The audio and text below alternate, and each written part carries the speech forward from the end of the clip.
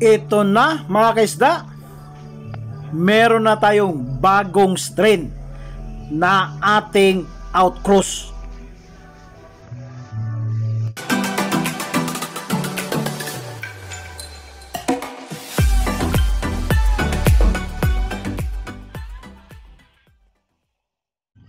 Good day mga kaisda, good day sa ating lahat.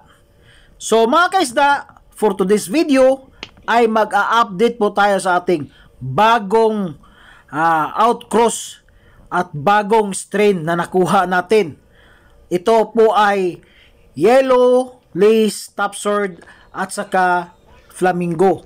Yan po ang mga parents ng ating outcross mga kaisda. So ito na po ang ating jubi.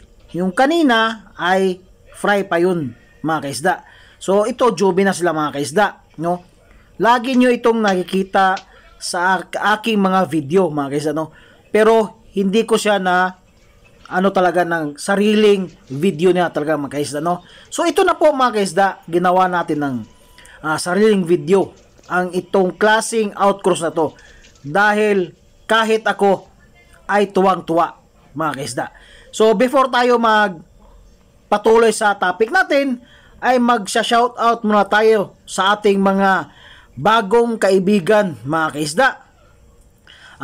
Shoutout kay Luloy TV Official at sa kay Ruben Ramirez.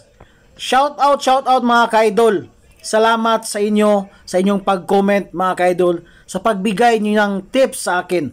At saka kung sino pa yung magpa-shoutout, mag-comment kayo sa video na to at isa-shoutout ko kayo sa next video mga kaisda. No mga kaisda? At saka bago lang din natin makalimutan ang ating YouTube channel, please subscribe mga kaisda. And don't forget to hit the notification bell para updated kayo sa aking mga bagong upload na mga video. So kung magkabulol-bulol mga kung dyan, kayo nang bahala dahil hindi ko na po ini-edit yung aking mga sinasabi mga kaisda, no? Para tuloy-tuloy po tayo sa ating topic mga kaisda. So ito na po mga kaisda ang ating parents na ginawa kong outcross, no mga kaisda. So yan po ang ating flamingo at saka yellow lace topsword mga kaisda.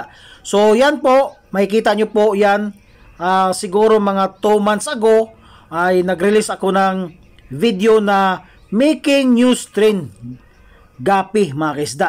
Yan po ang aking ginawang video para may pakita sa inyo ang bagong update ng ating outcross mga kaisda.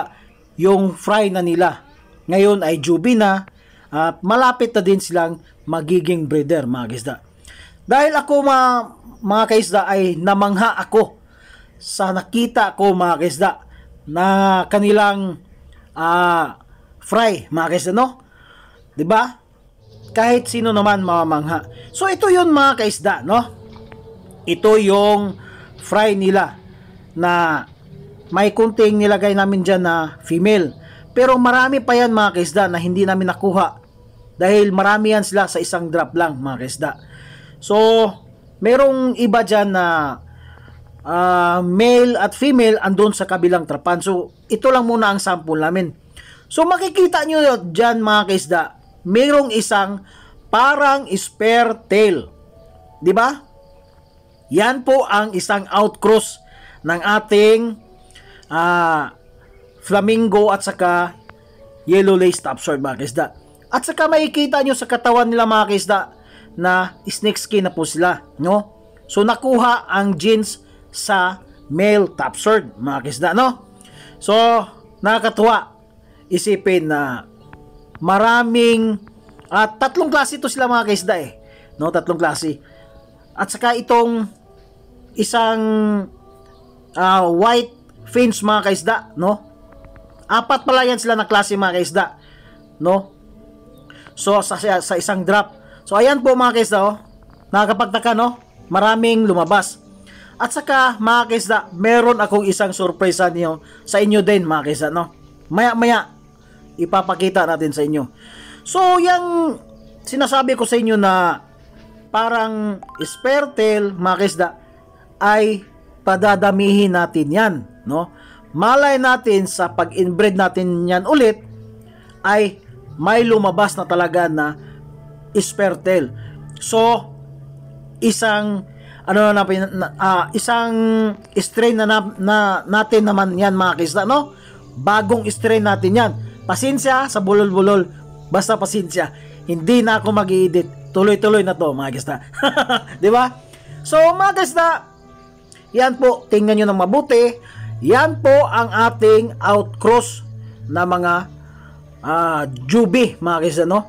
So nilagyan lang ng kunting female dyan, halos male dyan, at saka marami pang male na kagaya ng kanilang father parents, mga kaisda, no? Marami, same lang ng style, same ng details ng katawan, no? Yung ibang outcross ko, at saka yung sa female. So yan lang ang kinuha ko. At saka meron kayo makikitang isang male dyan na yung tail niya is parang lyre, no?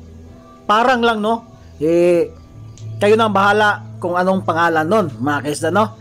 So siguro after 2 months malalaman natin kung ano ba talaga yung forma at design ng kanilang mga tail, mga kaisda.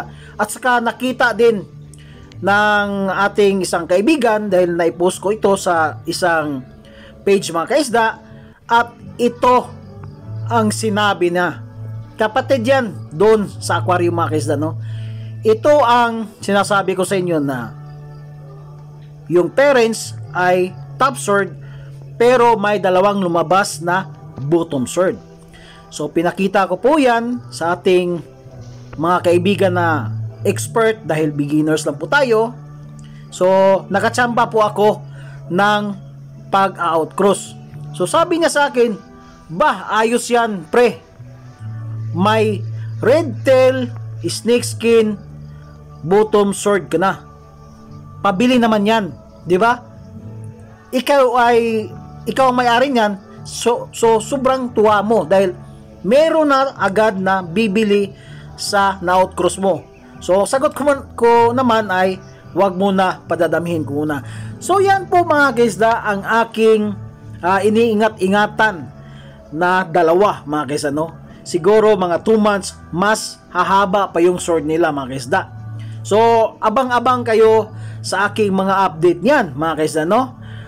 At saka, mga kaisda, iulit ko sa inyo lagi, sana mag-subscribe kayo sa aking YouTube channel, at sana mag-comment din kayo, mga kaisda, para kung ano bang dapat kong gawin, dahil beginners pa po ako, mga kaisda, no? Hindi ko pa kabisado yung ibang mga strain. So gumawa lang ako ng aking strain, malay lang, nagbabakaskali lang na makachamba, at sa wakas nakachamba din tayo, no? At mga kaisda, please subscribe, mga kaisda, no? Baka naman, no? Mas lalo tayong dumami, no, mga kaisda. At saka, mga kaisda, ito lang muna ang aking maisi-share sa inyo, dahil hindi ko mapigilan ang aking sobrang tuwa, mga kaisda, no? So sa next video natin, kung magko-comment kayo, i-shoutout ko naman kayo, tapos mag-a-update tayo sa lahat nating strain, mga kaisda, no? Siguro next video ko ay ipapakita ko muna kung paano kami maglinis, pero medyo may kabilisan lang, mga kaisda, no? At saka safety naman yung mga isda natin, di ba, mga kaisda? So mga kaisda, ako'y magpapasalamat sa walang sawang pagsuporta nyo sa aking YouTube channel, sa maliit na YouTube channel ko. Sana mga kaisda, wag na wag kayong magsawa, mga kaisda, dahil pag dumami yung fry natin, jubi natin, strain natin, ay magbibigay tayo. So ako'y magbababay na, hanggang sa muli, bye bye.